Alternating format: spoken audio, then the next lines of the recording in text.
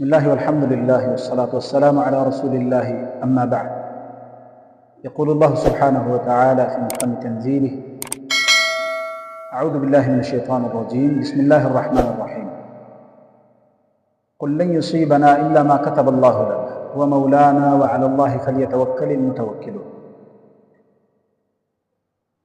انسان کو زندگی میں جو کچھ بھی پہنچتا ہے وہ اللہ تبارک و تعالیٰ کے ہاں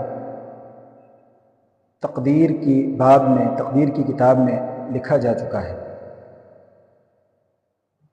خاص طور پر ایک مسلمان کو اس حوالے سے اپنا عقیدہ رکھنا چاہیے کہ جو کچھ بھی ہمیں پہنچتا ہے وہ اللہ تبارک و تعالیٰ نے ہمارے لیے لکھ دیا ہے، اور کوئی چیز ہمیں نہیں پہنچ سکتی مگر یہ کہ اللہ تبارک و تعالیٰ نے وہ ہمارے لیے لکھی ہوتی ہے.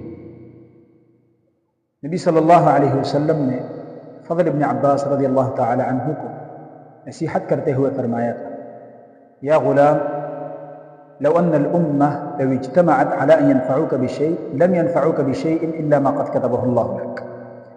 کہ اے بچے، یہ بات اپنے ذہن میں رکھ لو اور اس بات کو سمجھ لو کہ اگر ساری دنیا جمع ہو جائے تمہیں کسی چیز کا نفع پہنچانے پر، تو وہ نفع تم تک نہیں پہنچ سکتا، یا وہ لوگ تمہیں نفع نہیں پہنچا سکتے مگر اتنا ہی جتنا اللہ تبارک و تعالیٰ نے تمہارے لیے لکھ دیا ہے. اور یہ بات بھی جان لو: وَاعْلَمْ أَنَّ الْأُمَّةَ لَوْ اجْتَمَعَتْ عَلَىٰ أَن يَضُرُّوكَ بِشَيْءٍ لَمْ يَضُرُّوكَ بِشَيْءٍ إِلَّا مَا قَدْ كَتَبَهُ اللَّهُ لَكَ. یہ بات جان لو کہ ساری دنیا جمع ہو جائے اس بات پر کہ تمہیں کچھ نقصان پہنچانا چاہے تو وہ تمہیں نقصان نہیں پہنچا سکتے مگر اتنا ہی جتنا اللہ تبارک و تعالیٰ نے لکھ دیا ہے.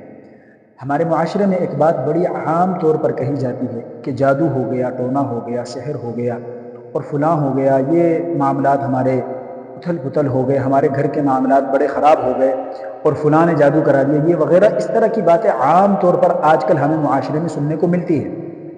اس کا بنیادی سبب اگر ہم قرآن و حدیث کی روشنی میں ڈھونڈنا چاہیں اور جاننا چاہیں تو ہمیں یہی ملے گا کہ یہ جو کچھ بھی ہمیں پہنچتا ہے، جو کچھ بھی ہمیں پہنچتا ہے، یہ اللہ تبارک و تعالیٰ نے لکھ دیا ہے اور اس کا ذریعہ ہمارے اعمال ہوتے ہیں.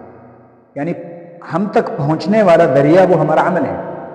اگر ہمارا عمل اللہ تبارک و تعالیٰ سے، اس کے تعلق سے دور ہے، اللہ تبارک و تعالیٰ کے ساتھ تعلق سے دور ہے ہمارا عمل، تو یقیناً ہمیں تکلیف پہنچتی ہے. سلف صالحین کہا کرتے تھے: کلما ابتعدت عن اللہ عوقبت بالناس.